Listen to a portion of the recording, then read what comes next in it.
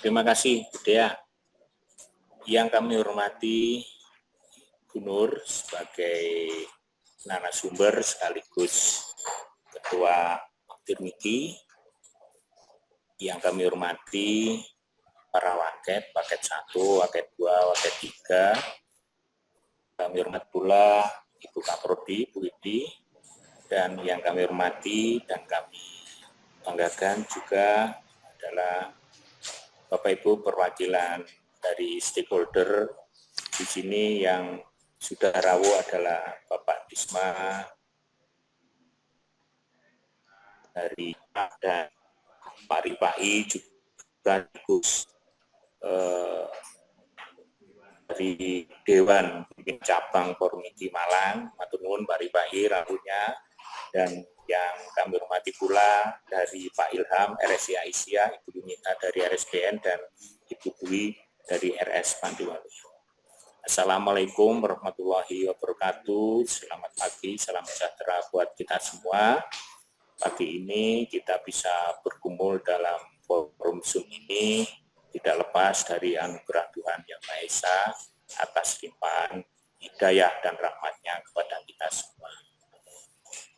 Pagi ini acaranya adalah peninjauan kurikulum, tidak lain dan tidak bukan bertujuan untuk penyempurnaan kurikulum, khususnya kurikulum MIK. Dalam hal ini bertujuan untuk menjawab tuntutan zaman, terutama sekarang ini adalah zaman atau era digitalisasi. Kami hanya ingin mengucapkan terima kasih kepada Bapak Ibu semua untuk yang kesekian kali kepada Ibu Nur ya, yang telah meluangkan waktu, pikiran, dan tenaga bahkan acara pendidikan kurikulum.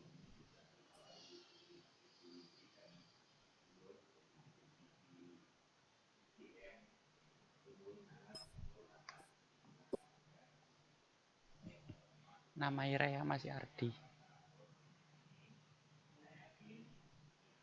Sebuah langkah dan tindakan yang mulia dari Ibu Nur. Semoga apa yang telah dilakukan kaitannya turut mencerdaskan kehidupan bangsa, khususnya adalah mahasiswa-mahasiswa MIK ini, akan memberikan manfaat khususnya pada mahasiswa kami, dan juga Tuhan akan membalas segala budi baik dan apa saja yang telah Ibu Nur lakukan khususnya untuk Stikes Pantiwaluyo. Matur nuwun sangat Bu Nur atas waktu dan kesempatannya telah hadir pada forum ini, dan juga pula kami ucapkan terima kasih sebanyak-banyaknya kepada para perwakilan stakeholder yang dari beberapa waktu yang lalu sudah memberikan masukan untuk penyempurnaan kurikulum ini. Saya yakin nanti juga akan tetap juga memberikan masukan yang sangat bermanfaat untuk kami. Saya akhiri pidato atau sambutan kami pada pagi ini.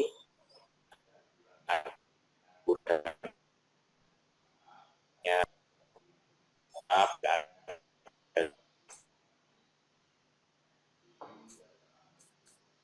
Assalamualaikum warahmatullahi wabarakatuh. Selamat pagi.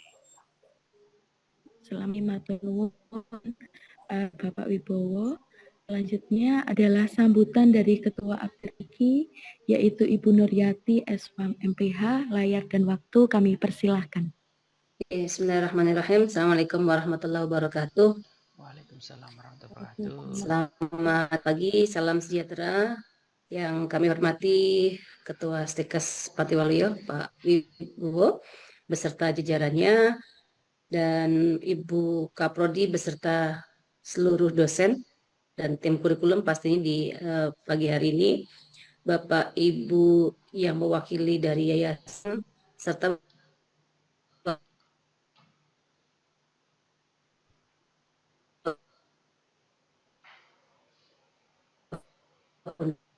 kemudian saya sebagai dari institusi pendidikan, Bapak Ibu dari stakeholder. Oke, puji syukur kehadirat Robi, marilah kita panjatkan bahwa alhamdulillah kita masih diberi kesempatan Bapak Ibu untuk bersilaturahim walaupun tatap maya ya, tetap mukanya maya, karena hari gini sudah menjadi alternatif tersendiri ketika kita melaksanakan kegiatan Zoom.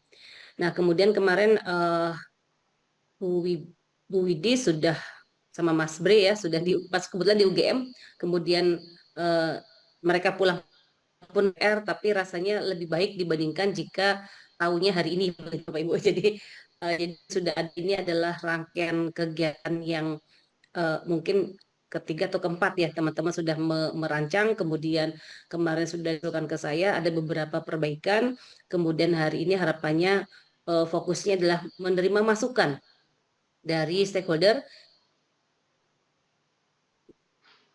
baik yang belum ditemukan itu adalah Pak Wib sekalian melaporkan untuk bahan kajian keluasan kedalaman dari mata kuliah adisional.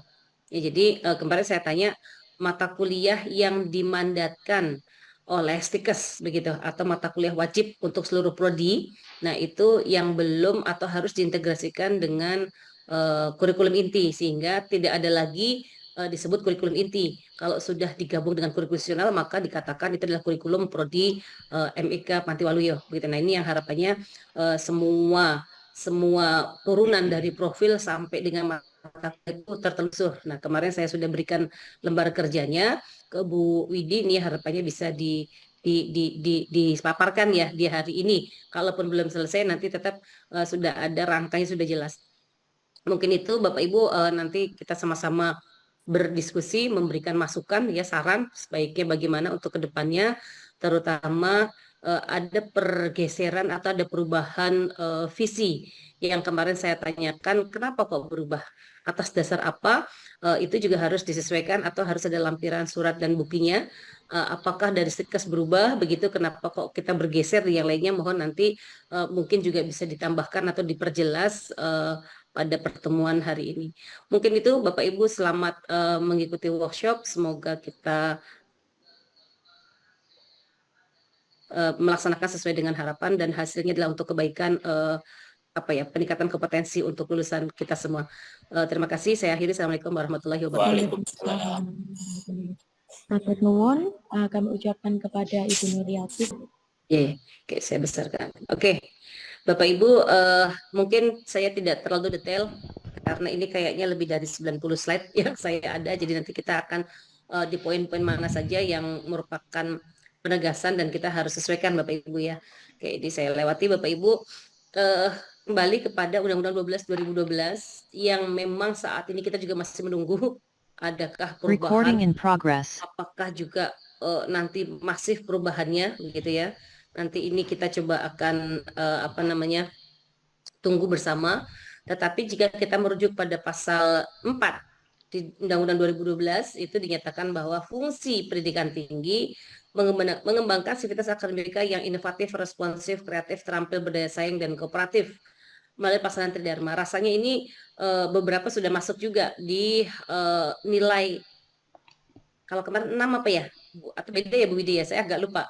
6 nilai atau apa namanya, saya lupa namanya istilahnya. Itu kan lebih ke arah soft skill. Itu menjadi mata kuliah adisional dari Bapak Ibu semua ya. Jadi ini sudah menjawab dari Undang-Undang pasal 4 begitu. Kemudian di pasal 4 ayat C-nya juga mengembangkan ilmu pengetahuan dan teknologi dengan memperhatikan menerapkan nilai lapor Pak Wibowo kemarin informasi dari para penguji dan pemeran simulasi untuk OSC dinyatakan bahwa mahasiswanya untuk cara menyampaikannya, kemudian rasanya mereka tuh seperti lagi di rumah sakit Panti Rapih begitu Pak. Nah, ini menjadi nilai positif dari teman-teman Stikes. Jadi mahasiswa jadi kayak sudah kayak masuk ke rumah sakit begitu. Panti Rapih kan mungkin sama ya kayak Pantiwaluyo, jadi mereka merasa sedang dilayani oleh teman-teman dari Panti Rapih. Nah, itu menjadi nilai tambah ini yang nanti harus dipertahankan dan bagaimana caranya untuk semua mahasiswa. Nah, ini terkait dengan menerapkan nilai humaniora. Ya, jadi itu sudah walaupun ujiannya di tempat lain begitu, walaupun dia ketemu di yang lainnya, mereka tetap masih bisa soft skill-nya masih jalan. Oke. Kemudian di pasal 5 pendidikan tinggi juga bertujuan mengembangkan potensi mahasiswa.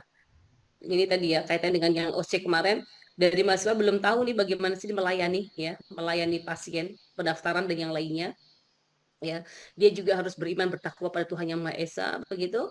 Di situ ada ini juga rasanya sudah ada juga soft skill yang di mata kuliah kurikulum institusional Bapak Ibu, termasuk di situ adalah terampil kompeten, begitu ya. Nah, ini kompeten ini yang Bapak Ibu juga harus sesuaikan bagaimana agar dia juga kompeten sebagai calon PMIK, tetapi dia juga menerapkan nilai, ya, nilai spesifik dari Stikes yang diamanahkan oleh Stikes.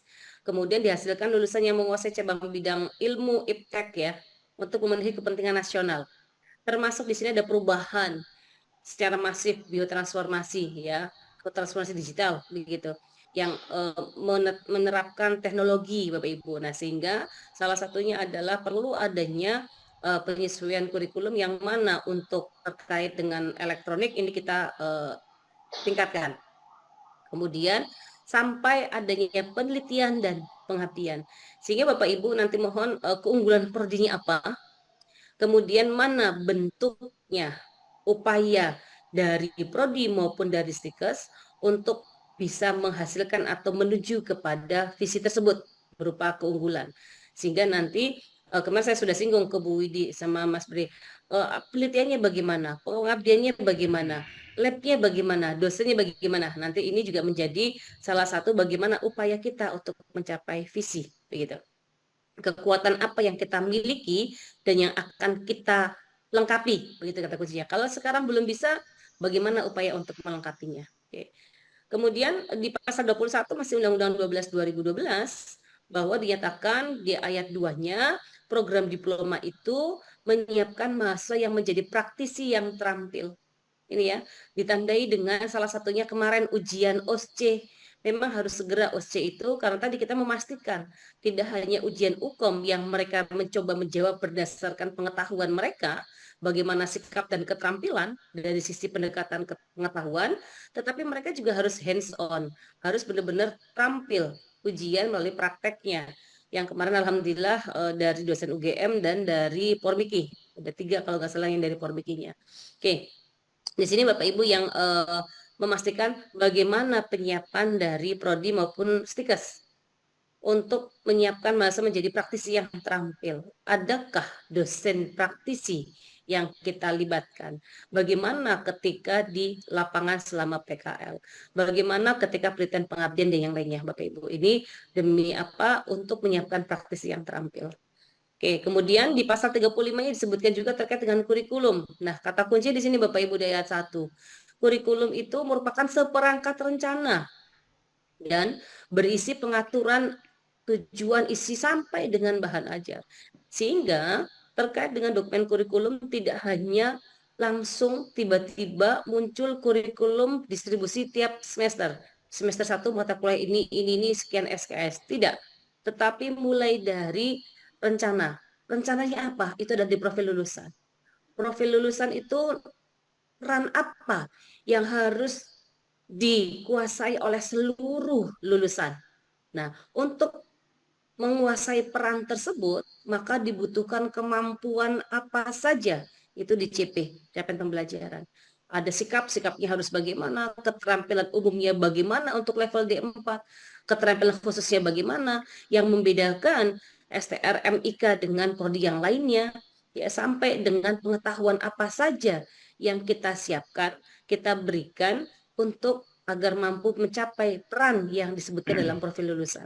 Nah, nanti sampai ke sana, kemarin kita sudah samakan persepsi dengan Bu Widi terkait dengan apa saja ketelusurannya Bapak Ibu ya. Kita hanya menggunakan Excel sebenarnya, tapi ini tertelusur. Jadi semua mata kuliah itu kita bisa rujuk.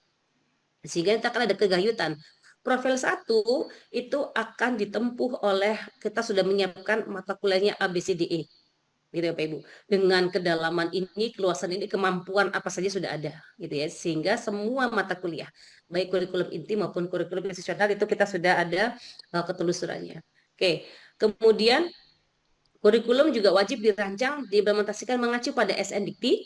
Ya, kita kalau di kurikulum itu sudah Bapak Ibu sudah kita bantu dengan 80% dari kurikulum inti, sehingga Bapak Ibu silahkan menambahkan menjadi 100% sesuai dengan penciri. Nah, penciri atau keunggulan ini ada dua. Satu keunggulan Stikes, yang kedua keunggulan prodi. Mata kuliah mana yang wajib dari Stikes, mata kuliah mana yang tambahan daripada prodi. Ya, ini akan membedakannya. Oke, nanti ini Bapak Ibu silahkan disesuaikan kurikulumnya. Ya, jadi kalau kita ngomong kurikulum berarti sudah kurikulum inti maupun institusional minimal 144. Oke.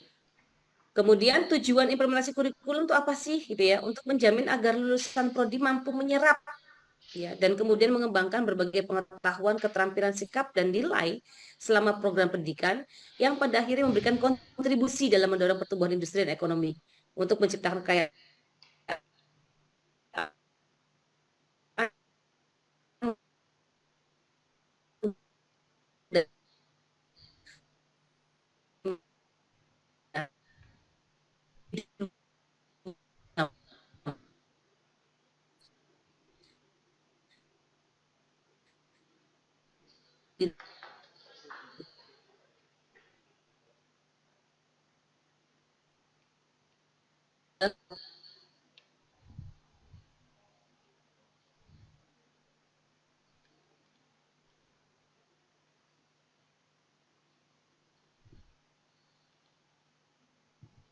Stabil internet ya? Tak stabil. skripsi itu Recording di in sini ada juga progress. ya. Jadi ini tetapi coba kita menjadi acuan dulu Bapak Ibu yang ini coba kita baca, pelajari, tetapi yang pertama kali kita siapkan adalah bagaimana implementasi kurikulum. Jadi ini ada lagi Bapak Ibu yang baru begitu ya.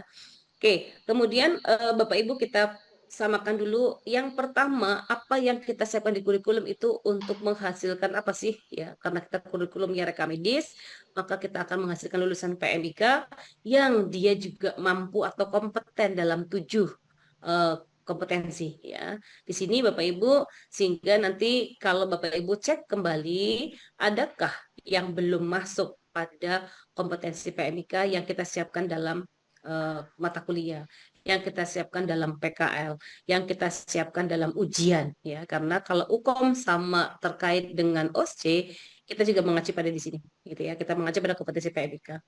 Oke, kemudian adanya RME itu mulai muncul sebenarnya diwajibkan dari Renstra 2020 Bapak Ibu yang menyatakan bahwa tahun 2024 rumah sakit menerapkan RME terintegrasi adalah 100%.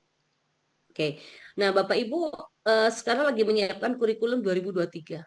Mohon jangan dilupakan bagaimana yang lulusan tahun ini, yang lulus tahun 2023, yang lulus tahun 2024. Atau dengan kata lain, tidak hanya kita menyiapkan mahasiswa semester 1, tapi semester 3 dan semester 5. Ya, sekarang udah semester 7 gitu ya, misalnya. Ya, nah ini bagaimana? Bapak Ibu? Ya, jadi ada kurikulum peralihan Bapak Ibu atau konversi atau transisi apapun namanya. Ya sehingga kita revisi kurikulum tidak hanya kurikulum untuk semester 1 tapi untuk semua semester. Kenapa? Jangan sampai lulusannya, oh ini saya masih pakai kurikulum yang lama, belum RME yang lainnya. Nah, itu yang dirugikan siapa? Lulusan juga. Ibu ya. Oke, terus adanya PMK ini ya, termasuk nanti berarti penyelenggaraan rekam medis elektronik minimal ada 8 gitu ya, ada 8 bagian mulai dari registrasi sampai dengan transfer isi rekam medis elektronik. Ketika Bapak Ibu kaitannya dengan keunggulannya RME, begitu Bapak Ibu, nanti berarti materi-materi inilah yang akan dipraktekkan. Ya. Transfer isi rekam medis elektronik, distribusi rekam medis elektronik, ya, penyimpanan rekam medis elektronik itu yang menjadi poin berbeda gitu ya dengan lab RME yang lainnya, Bapak Ibu yang mohon nanti bisa ditunjukkan bagaimana upaya untuk pencapaian keunggulan tersebut. Oke, dan ini karena 31 Desember 2023, maka kenapa tadi saya sampaikan hati-hati nih bagaimana kita menyiapkan lulusan 2023 karena mereka lulus langsung per tahun ini harus dilaksanakan adalah RME, Bapak Ibu. Oke, kemudian saya sedikit menyinggung terkait dengan instrumen akreditasi 9 kriteria Bapak Ibu yang dinyatakan bahwa di situ ada keunggulan prodi, gitu ya. Di sini khas atau detail bagaimana keunggulan prodi ya mendukung learning outcome, sehingga paling mudah Bapak Ibu sudah ada visi misi, kemudian diturunkan lagi visi tersebut untuk mencapai keunggulan yang tercantum pada visi, maka kita menyiapkan dari sisi kurikulumnya, dari sisi pembelajarannya, dari sisi akademiknya adalah menyusun kurikulum ya.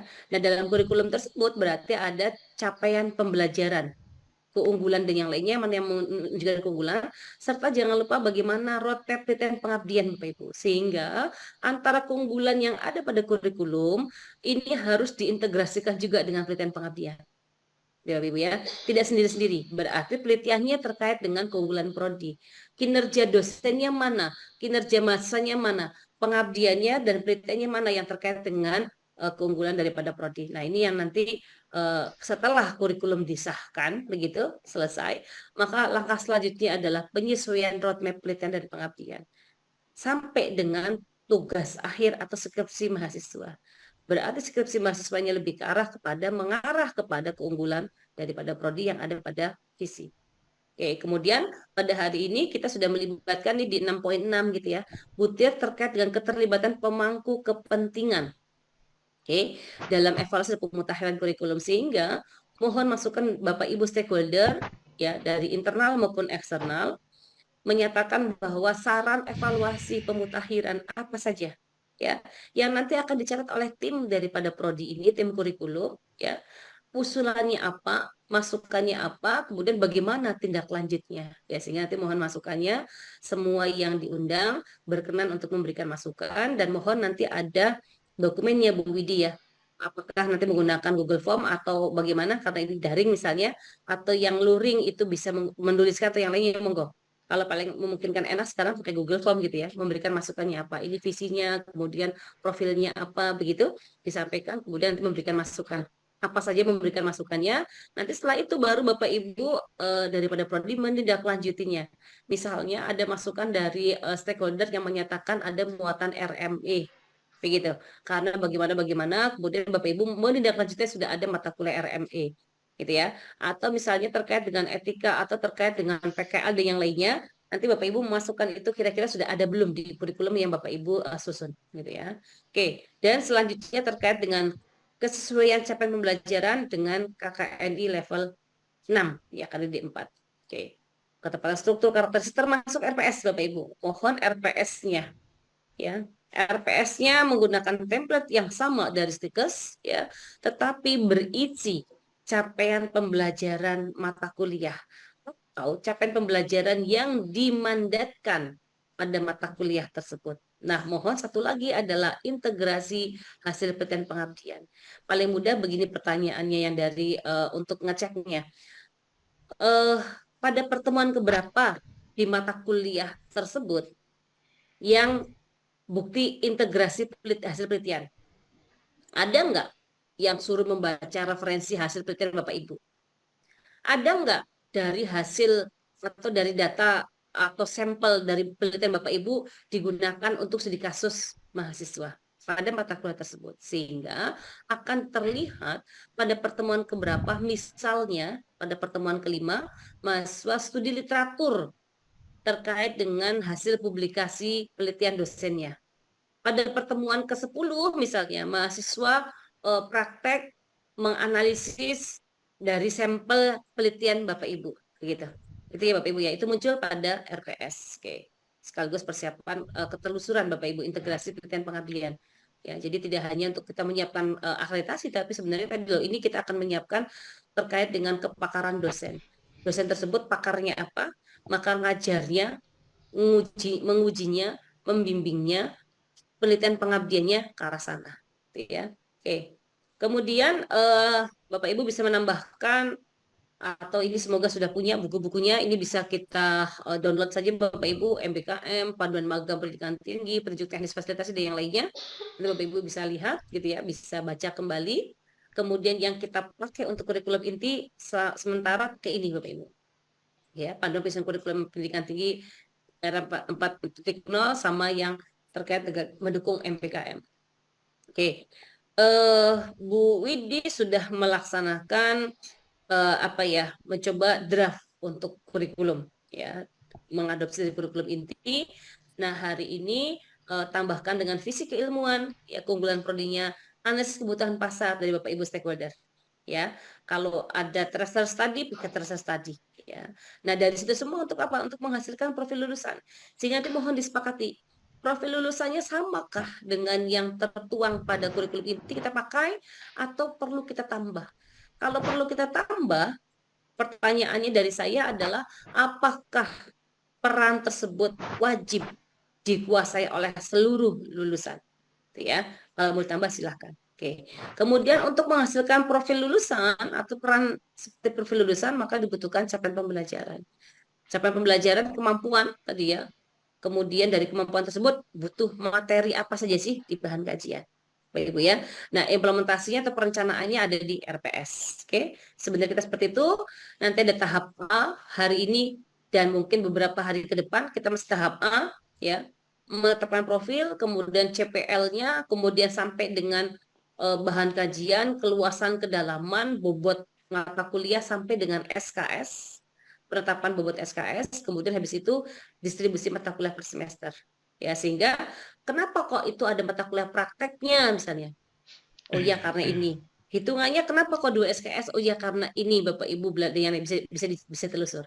Kemudian setelah itu clear ya, maka tahap B-nya adalah merencanakan pembelajaran yaitu penetapan RPS. Ya, termasuk RPS ini akan ada evaluasi terus-menerus. Salah satunya adalah integrasi hasil penelitian pengabdian. Oke. Ini kita yang di level 6, Bapak Ibu silahkan nanti cross check lagi ya.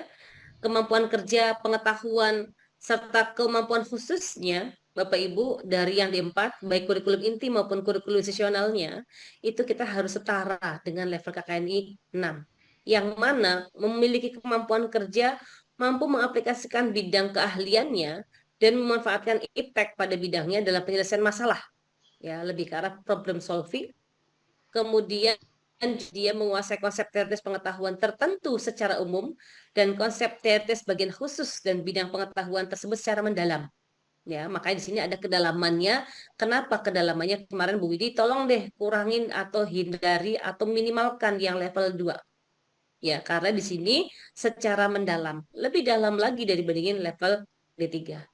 Ya, serta memformasikan penyelesaian masalah prosedural. Kemudian mampu mengambil keputusan yang tepat berdasarkan analisis informasi dan data. Makanya kenapa di kedalaman kemarin ada yang 4, ada yang 5. Ya, karena tadi dia harus mampu mengambil keputusan. Mampu mengambil keputusan itu pasti dia mampu mengevaluasi, dia mampu menganalisis, ya, dan yang lainnya, ya, baik individu maupun kelompok di sini, termasuk bertanggung jawab. Ya, oke, ini saya lewati. Sama tadi ini perbedaan dengan D3, Bapak Ibu. Yang ini CL, Bapak Ibu sudah ada di kurikulum inti, tinggal tambahkan, ya. Kalau menambahkan nanti berarti menggunakan kata kerjanya dari taksonomi belum revisi. Ya. Oke, ini yang kemarin untuk sikap, Bapak Ibu dasar dari mana? Kita sudah ngambil lampiran dari Permendikbud nomor 3 2020 terkait dengan sikap dan keterampilan umum. Ya, boleh ditambah, boleh, karena ini adalah minimal yang ada di SNDikti. Ada yang kita melampaui silahkan. Ya, oke. Kemudian MBKM silahkan Bapak Ibu jika sudah ada pertukaran mahasiswa, magang, mengajar di sekolah, ya ada yang kemarin kampusnya universitas dia menggunakan mengajar di sekolah. Jadi ada mahasiswa yang dia ngajar di SD. Ya, penelitian, tim penelitian, magang ini berarti di luar SKS, di luar kurikulum Bapak Ibu ya. Misalnya ada PKL, misalnya ada magang, tetapi itu masih menyatakan melengkapi kurikulum maka belum MBKM. Tetapi jika ada magang di luar kurikulum, kita klaimkan MBKM boleh ya. 1 semester maksimal 20 SKS di luar prodi ya, atau 2 semester di luar kampus Bapak Ibu. Oke, sampai dengan yang lainnya. Nah, di sini best practice-nya saja kami ini saya lihatnya adalah di berita ya, berita dari Poltek Bau-Bau. Jadi kita itu yang pertama di UGM itu kita menerapkan MKLD, mata kuliah lintas disiplin. Mahasiswa kami boleh mengambil pada prodi lain di UGM. Jadi ada mata kuliah prodi yang ditawarkan bisa diambil untuk prodi lain. Itu kita bisa klaimkan MBKM. Jadi bisa ada keperawatan, ada kebidanan, ya, ada gizi dan yang lainnya. Mata kuliah mana ditawarkan, ya. Itu ada di MKLD, Yang kedua adalah pembelajaran dalam bidang prodi yang sama perguruan tinggi yang berbeda. Berarti bisa kita memanfaatkan anggota Aptirwiki. Contohnya Bu Widi sudah menerapkan nih OSC di UGM. Ya, pembelajarannya prodi yang sama tetapi kampus yang berbeda. Kalau yang A, prodinya berbeda, kampusnya sama. Ya. Kemudian yang C, pembelajaran dalam program studi lain pada perguruan tinggi yang berbeda. Kami, mata kuliah saya, pengantar kodifikasi, itu diambil ada 7 mahasiswa, nggak tahu dari mana, di luar UGM Bapak Ibu. Ya, dari sosial, kemudian kemarin ada lagi dari, bukan kesehatan, ya, mereka mengambil memang 20 SKS ngambil di UGM. Nah, kemudian ada mata kuliah saya, gitu, Bapak Ibu. Jadi itu berarti kita menawarkan pada perguruan tinggi lain, yaitu prodinya terserah siapapun yang mau mengambil. Kemudian pembelajaran atau kita exchange, Bapak Ibu ya, kita exchange student mobility begitu. Kemudian termasuk ada pembelajaran di luar perguruan tinggi, berarti yang kita PKL, magang, KKN dan yang lainnya. Oke. Nah, ini contoh mata kuliah MKLD Bapak Ibu kita ambil, ya, kita tawarkan yang terkait dengan soft skill. Ya, oke. Future leader, kewirausahaan sosial, society and creativity industry, transformasi digital. Ini kita ngambil di Fakultas Filsafat dan Farmasi. Ya, ini yang kita tawarkan Bapak Ibu.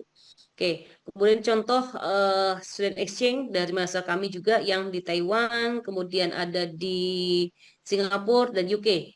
Ini saat ini mereka besok OSCE ya, hari Minggu OSCE. Hari ini mereka posisi sedang briefing. Oke, kemudian ada semester 7 yang kita MBKM-kan. Jadi semester 7 itu kita bikin 2 skema kurikulum. Kalau dia tidak MBKM, maka mengambil mata kuliah apa saja yang kita tawarkan. Tapi kalau dia MBKM, yang entah tadi contohnya 3 orang tadi, itu bukan kaitannya dengan rekam medis. Ya, dia di Taiwan nggak kaitannya dengan rekam medis. Ya, tetapi kita nanti akan konversikan pengalaman dia di sana, bagaimana kemampuan adaptasinya, pengalaman dia 1 semester di sana, bagaimana untuk critical thinking dan yang lainnya. Mereka klaimkan berupa laporan dan presentasi. Bahasa Inggris pasti bahasa Inggris, Bapak Ibu. Gitu ya. Jadi presentasi, kemudian dia klaimkan laporannya sangat tebal ya, karena banyak fotonya juga gitu. Ini fotonya, buktinya, kegiatan ini, kegiatan ini, yang lainnya. Sehingga ada 20 SKS yang dikonversikan dari pengalaman dia di luar negeri. Oke. Tadi contoh PDPT saya mengajar di UGM dan ngajar di Bau-Bau. Ya. Oke. Ini contohnya. Nah, kemudian nanti mohon dilengkapi untuk dokumen kurikulum Bapak Ibu, paling gampang ikuti lengkapi di kurikulum inti. Karena kurikulum inti kita sudah menerapkan 11 bagian ini Bapak Ibu. Identitas prodi silakan, evaluasi ada terserah tadi versi kurikulum. Ya, hari ini ada masukan bagaimana versi kurikulumnya. Kemudian landasan perancangan dan pengembangan kurikulum silahkan, landasan filosofi dan yang lainnya ini biasanya ada kebijakan di level Stikes. Ya, kita ikuti di Waka 1 misalnya ada. Kemudian visi misi, ya visi misi tolong berarti mulai dari Stikes, kemudian visi misi prodi. Kemudian profil lulusan sampai dengan capaian pembelajaran, ya. Kemudian bahan kajian, pembentukan mata kuliah sampai dengan bobot SKS-nya, matriks dan peta kurikulum. Bapak Ibu silahkan, kemarin kita sudah singgung di Bu Widi bagaimana model peta kurikulumnya, mau seperti yang di kurikulum inti atau yang di matriks Bapak Ibu sudah siapkan, ya, yang di Excel-nya.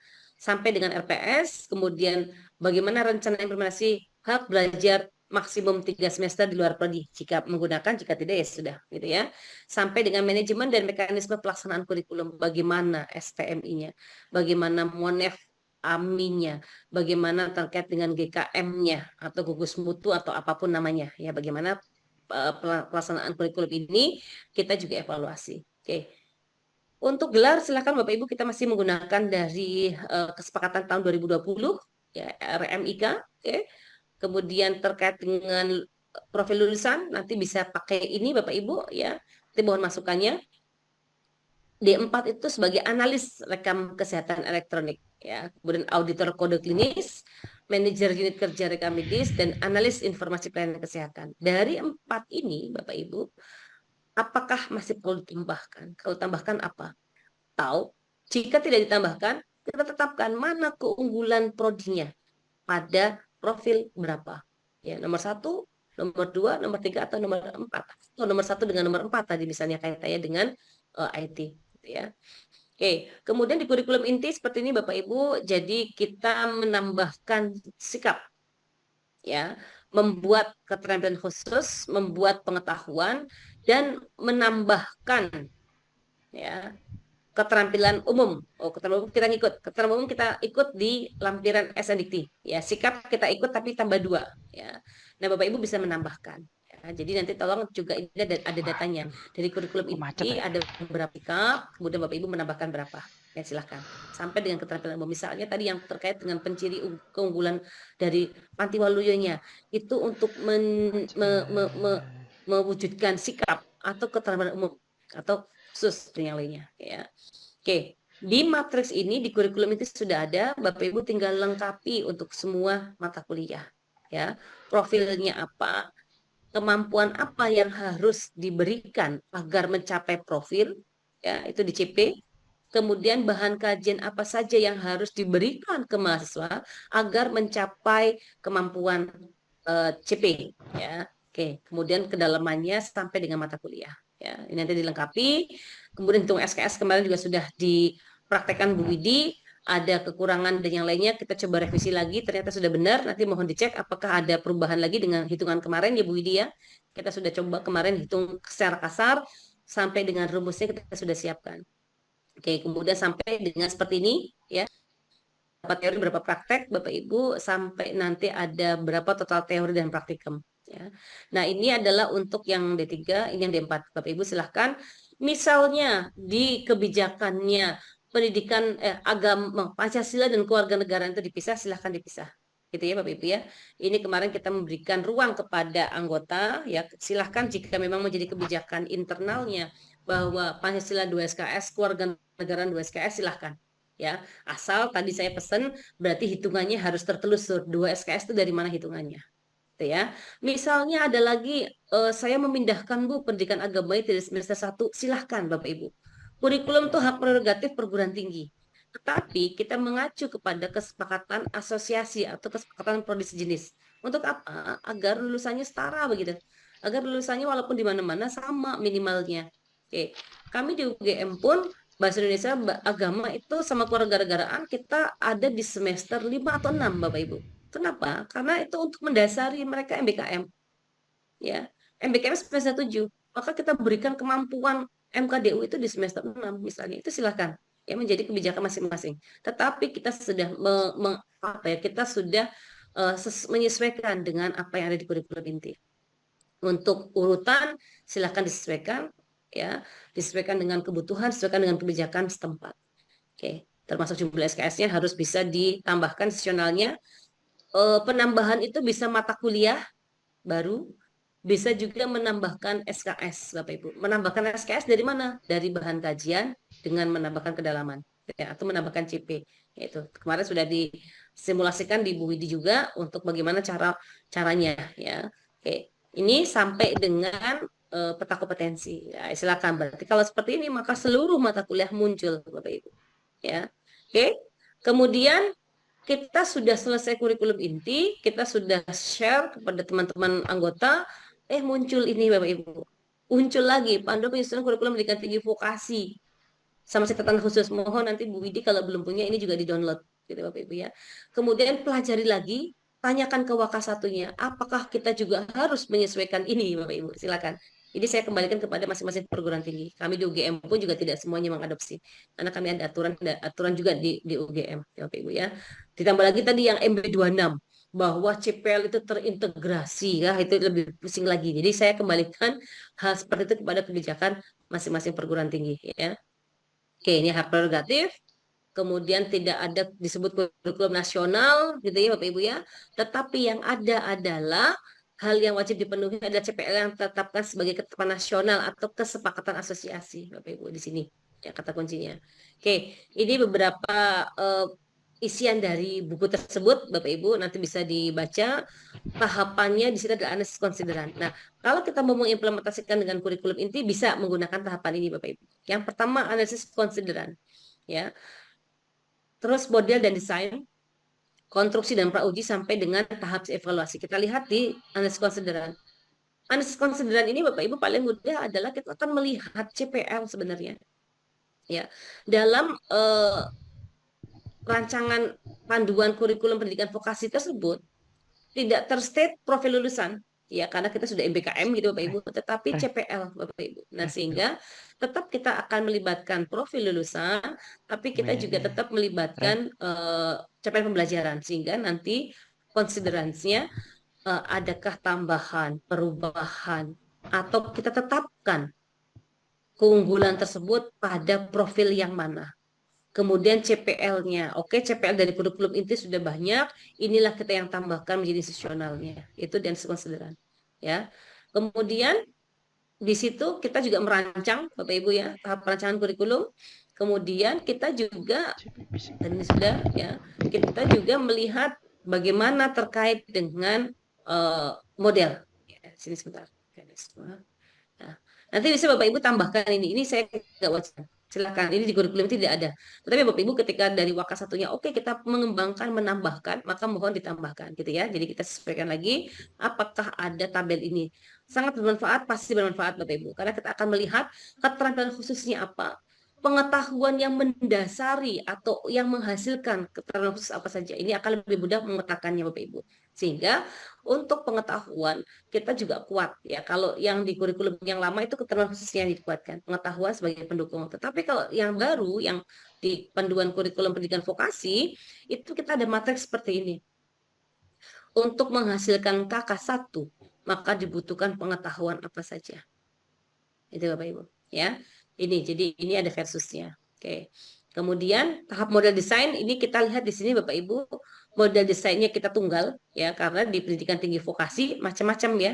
Ada yang kolaborasi kita lihat di sini ya. Kalau tunggal berarti implementasi kurikulumnya sepenuhnya oleh perguruan tinggi. Kita rasanya tunggal.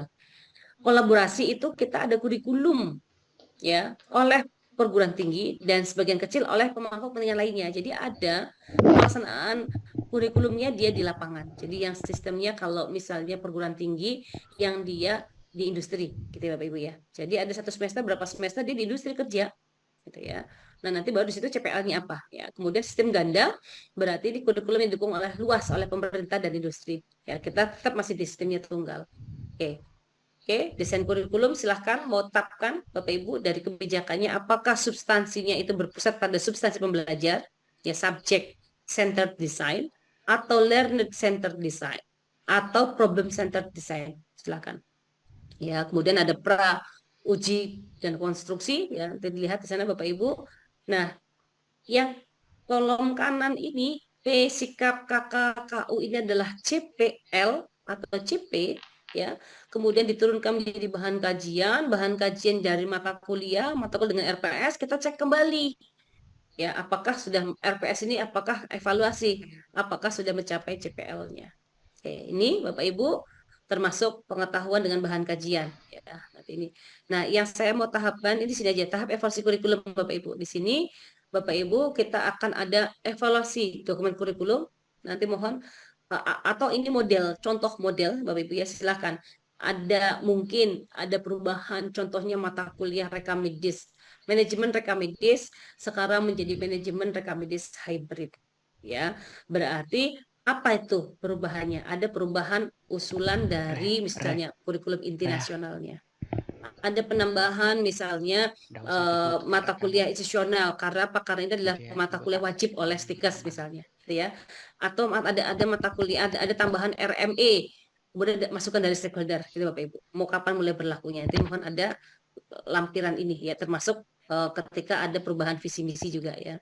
Oke, ini kalau daftar isi dari dokumen tadi ya dari panduan kurikulum pendidikan vokasi.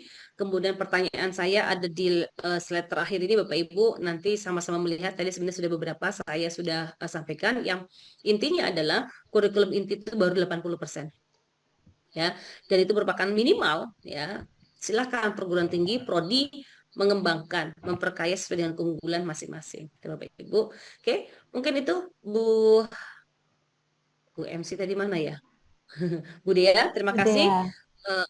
Nanti kita akan lanjutkan dengan diskusi atau mumpung sekarang ada stakeholder kita ke stakeholder. Oke, saya kembalikan kepada Bu Dea. Terima kasih. Baik, saya ambil alih untuk kegiatan ini. Acara selanjutnya yaitu pemaparan dari Bu Widi. Ada penugasan di tempat lain digantikan oleh Pak Bre. Terima kasih waktunya. Mohon izin Bapak Ibu, kami coba paparkan rumusan yang sudah kami susun, yang sudah kemarin sempat diarahkan oleh Bu Nuryati ketika kami juga melakukan ujian USC mendampingi mahasiswa kami di UGM.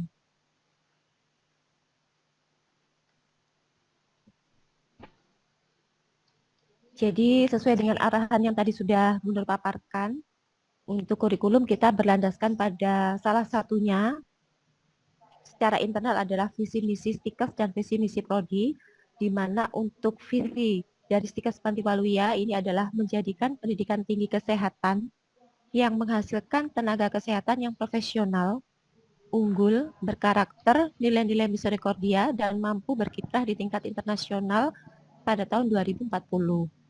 Sedangkan untuk visi prodi Sarjana Terapan MIK Stikes Pantiwaluya Malang adalah menjadi program studi yang menghasilkan sarjana terapan manajemen informasi kesehatan yang profesional, unggul di bidang analisis informasi kesehatan berbasis digital, berkarakter nilai-nilai misericordia, dan mampu berkiprah di tingkat internasional pada tahun 2040. Untuk visi ini kita rumuskan bertempat di Jayagiri pada bulan Oktober tahun 2022. Dengan demikian, sesuai dengan visi prodi, maka keunggulan dari prodi Sarjana Terapan MIK adalah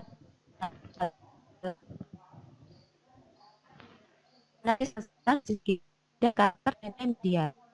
Dasar perubahan yang sudah kami susun ini, latar belakangnya adalah yang pertama secara internal, yaitu berdasarkan rumusan dan masukan dari pimpinan beserta pengelola dan kegiatan evaluasi visi misi dan renstra yang dilaksanakan pada bulan Oktober tahun 2022 di Jayagiri, di mana disampaikan bahwa rumusannya adalah bahwa kemampuan alumni STR MIK perlu dikembangkan dalam hal analisis dan penggunaan aplikasi berbasis digital. Kemudian yang kedua, secara internal yaitu berdasarkan hasil pertemuan awal dengan stakeholder dari Rumah Sakit Saiful Anwar, RSUD Kanjuruhan, RS Panti Nirmala, RS Pantiwaluya Malang, dan RSI Aisyah Malang terkait rancangan kurikulum yang menunjukkan bahwa pada lembar rekomendasi yang diisikan dituliskan bahwa diantaranya yang pertama menguatkan di kurikulum analisis sistem informasi dalam RME. Kemudian ada lagi yang kedua, yaitu era digital dibutuhkan kecepatan pelaporan berbasis web sehingga bisa mengambil keputusan dengan cepat dan tepat. Yang ketiga, tambahkan kajian tanda tangan elektronik atau tanda tangan digital. Yang keempat, tambahkan kajian satu data Indonesia, satu sehat. Kemudian secara eksternal, yaitu diberlakukannya Permenkes RI nomor 24 tahun 2022 tentang rekam medis. Nanti mungkin izin bisa kami tambahkan ya Bu, untuk Undang-Undang nomor 12 tahun 2012 tentang pendidikan tinggi, terutama di pasal 5. Tadi juga menyimak dari yang disampaikan Bu Nuryati. Kemudian juga merujuk pada perubahan profil lulusan sarjana terapan MIK, merujuk pada surat Aptirmiki tanggal 2 Februari 2023 nomor 27 Aptirmiki garing SU garing 2 garing 2023 tentang perubahan profil lulusan MIK. Kemudian yang ketiga adalah SK Ketua Aptirmiki nomor 045 garing Aptirmiki garing SU garing 6 garing 2023 tentang pemberlakuan kurikulum inti program Diploma 3 Rekam Medis dan Informasi Kesehatan serta Sarjana Terapan Manajemen Informasi Kesehatan. Berdasarkan analisis situasi dari internal dan eksternal tadi, sehingga kami prodi menindaklanjuti untuk merancang kurikulum yang mengacu pada keunggulan prodi. Yang mana untuk slide selanjutnya ini adalah kami coba rumuskan keunggulan prodi disesuaikan dengan profil lulusan. Yang pertama yaitu tadi adalah analisis informasi kesehatan ditandai dengan memiliki kemampuan dalam menentukan bagian-bagian dari suatu masalah dan menunjukkan hubungan antar bagian tersebut, melihat penyebab dari suatu peristiwa atau memberikan argumen yang menyokong suatu pernyataan terkait informasi pelayanan kesehatan sebagai penunjang pengambilan keputusan. Hal ini sesuai atau mendukung pada profil lulusan keempat, yaitu sebagai analisis informasi pelayanan kesehatan, di mana artinya adalah analisis informasi pelayanan kesehatan sebagai penunjang pengambilan keputusan. Kemudian keunggulan yang kedua adalah berbasis digital, yang ditandai dengan memiliki kemampuan dalam menggunakan, merancang format dan struktur aplikasi berbasis teknologi terkait informasi pada pelayanan kesehatan. Keunggulan prodi ini juga mendukung pada profil lulusan pertama, yaitu analisis rekam kesehatan elektronik, di mana dimanakan sebagai penanggung jawab dalam menganalisis kebutuhan, merancang format dan struktur, menjamin kualitas data, serta monitoring evaluasi penyelenggaraan rekam medis elektronik yang terintegrasi sesuai standar interoperabilitas dan pertukaran data nasional. Kemudian terjemahan dari keunggulan yang terakhir adalah berkarakter nilai-nilai misericordia yang ditandai dengan memiliki nilai empati, rendah hati, tulus, suka menolong, loyal, dan pemaaf yang tercermin dalam budaya organisasi DIC4, yaitu disiplin, inovatif, komunikatif, kolaboratif, kreatif, dan kompetens. Ini merupakan penciri dari institusi. Kemudian dari keunggulan prodi tadi, kami kaitkan dengan rancangan kurikulum, yaitu yang pertama, untuk menunjang keilmuan digitalisasi, kami coba mengidentifikasi kurikulum yang sudah kami rancang, yaitu yang pertama, kurikulum inti dan muloknya. Untuk semester 1, untuk mata kuliahnya yang mendukung adalah mata kuliah pengantar teknologi informasi. Ini adalah kurikulum inti sebesar 2 SKS. Sedangkan di semester 1 juga kami tambahkan untuk muatan lokal, yaitu dasar-dasar pemrograman sebanyak 2 SKS.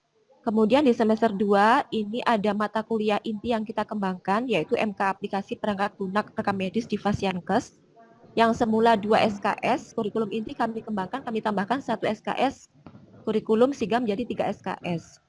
Juga ada mata kuliah manajemen rekam medis hibrid sejumlah 3 SKS yang merupakan kurikulum inti.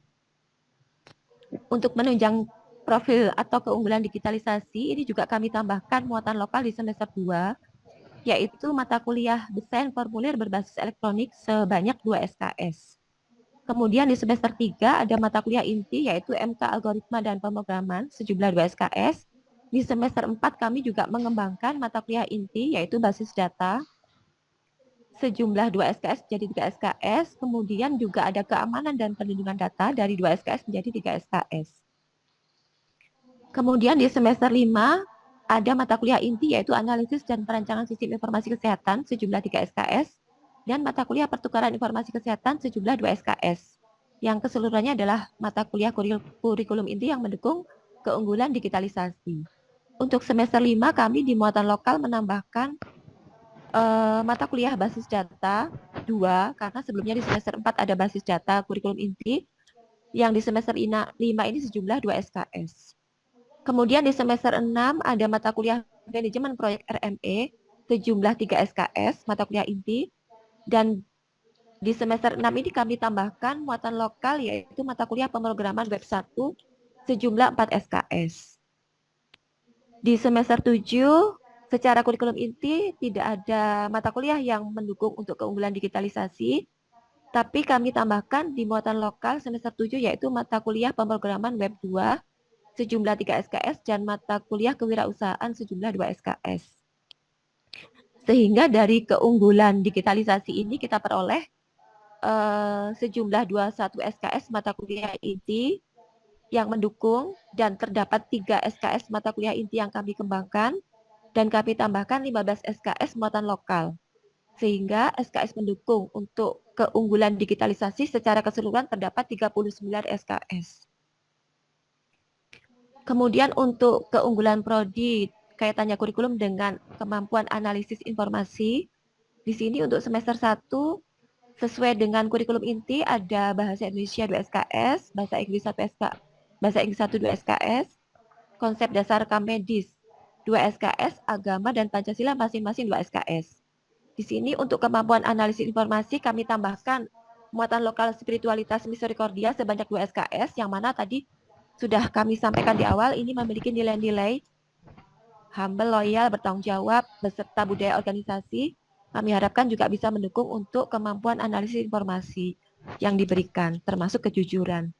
Kemudian di semester 2 ada mata kuliah inti yaitu biostatistik sebesar 3 SKS, PKL 1 2 SKS, bahasa Inggris 2 SKS, dan manajemen rekam medis hibrid 3 SKS.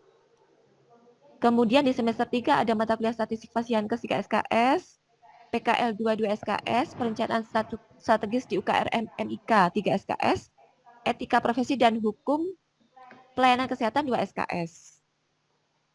Di semester 4 kami mengembangkan mata kuliah inti dari 2 SKS menjadi 3 SKS pada mata kuliah audit rekam medis. Kemudian ada mata kuliah PKL 3 2 SKS dan akreditasi dan manajemen risiko 2 SKS. Semester 5 ada PKL 4 sebesar 2 SKS.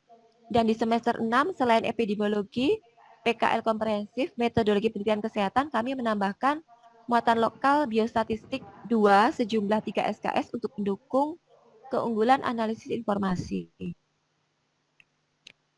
Di semester 7, untuk keunggulan analisis informasi ini terdapat mata kuliah inti yang kami kembangkan, yaitu MK Analisis Geospasial, yang semula 2 SKS menjadi 3 SKS. Kemudian ada mata kuliah kurikulum inti data mining 2 SKS, ada mata kuliah PKL Pengabdian Masyarakat sebesar 3 SKS. Pada semester 7 ini juga kami tambahkan mata kuliah lokal yang mendukung keunggulan analisis informasi, yaitu mata kuliah data science sejumlah 3 SKS. Kemudian di semester 8 kami sesuai dengan kurikulum inti, yaitu ada mata kuliah skripsi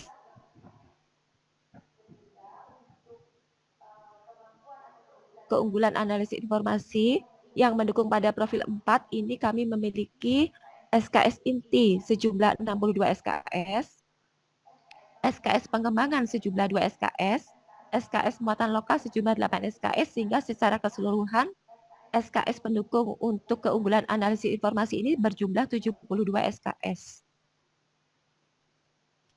Kemudian selain kurikulum tentunya pemenuhan sumber daya juga harus kita siapkan. Ini sudah beberapa sudah coba kami usulkan Bapak Ibu dan kami diskusikan juga dengan pimpinan, beberapa masih berproses, beberapa sudah dilakukan. Jadi yang pertama untuk pemenuhan sumber daya, yang pertama adalah pemenuhan dosen berbasis IT. Ini memang kami belum memiliki, tapi Prodi telah mengajukan penambahan dosen latar belakang komputer dalam eksternal. Kalau internal kami memang belum memiliki, yaitu dengan melakukan MOU dengan Stikes YRDS Sutomo tentang penyelenggaraan Tridharma perguruan tinggi. MOU-nya adalah nomor 001A garing V5 2022 MOU 2022 dengan MOU nomor 037 garing 91.916.2 Stikes garing 5 tahun 2022. Kemudian UPPS juga telah melakukan upaya, yaitu dengan memiliki tenaga kependidikan berlatar belakang sarjana komputer sejumlah 1 orang dan sarjana teknologi informatika sejumlah 1 orang. Kemudian untuk pemenuhan sarana prasarana, yaitu yang pertama, Prodi memang telah memiliki 7 laboratorium utama sesuai syarat dari instrumen akreditasi. Kemudian yang kedua, yayasan yang menaungi program studi memiliki rumah sakit sendiri, di mana rumah sakit sendiri ini digunakan untuk wahana praktik mahasiswa yang telah rumah sakit ini juga telah menerapkan SIM RS dan telah berproses dalam penerapan Electronic Medical Record, sehingga sangat mendukung sebagai wahana praktik mahasiswa kami. Kemudian untuk rancangan ke depannya, UPPS atau yayasan juga sudah merancang gedung baru Stikes yang terletak di kampus 2 yang lebih representatif bagi pengembangan sarana dan prasarana, terutama laboratorium yang akan mendukung keunggulan digitalisasi dari Prodi Sarjana Rekam Medis Panti Waluyo Malang.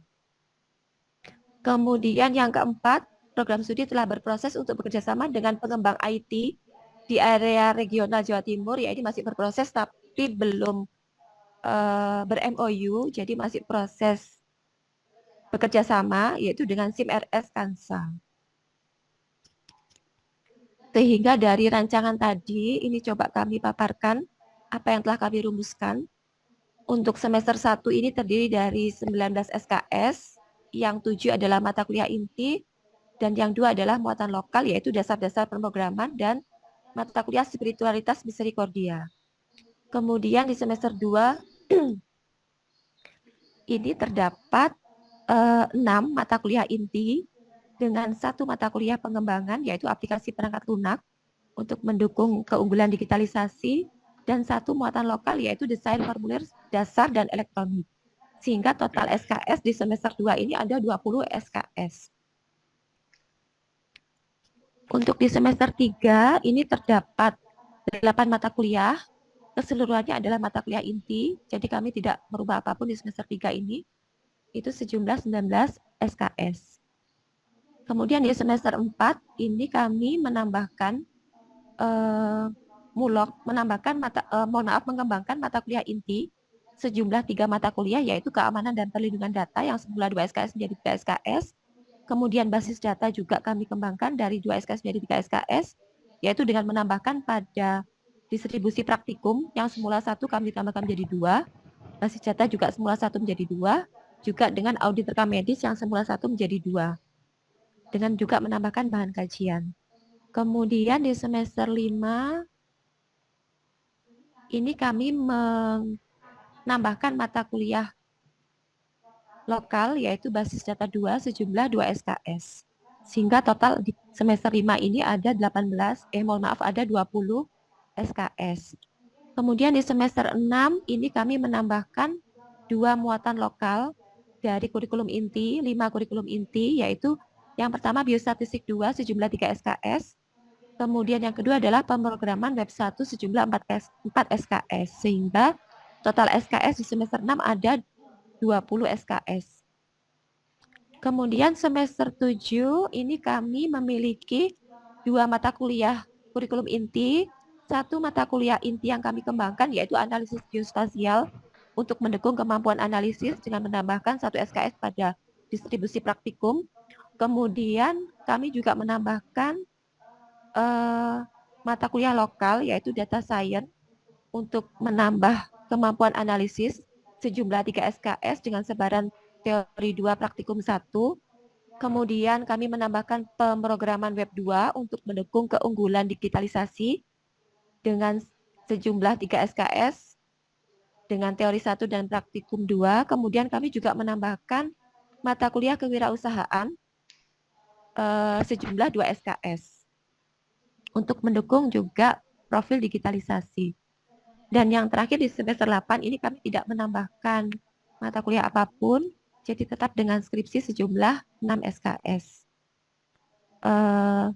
Sekian yang dapat kami paparkan untuk usulan ataupun rumusan yang telah coba kami susun untuk kurikulum yang kami ajukan. Terima kasih, waktu saya kembalikan lagi kepada moderator.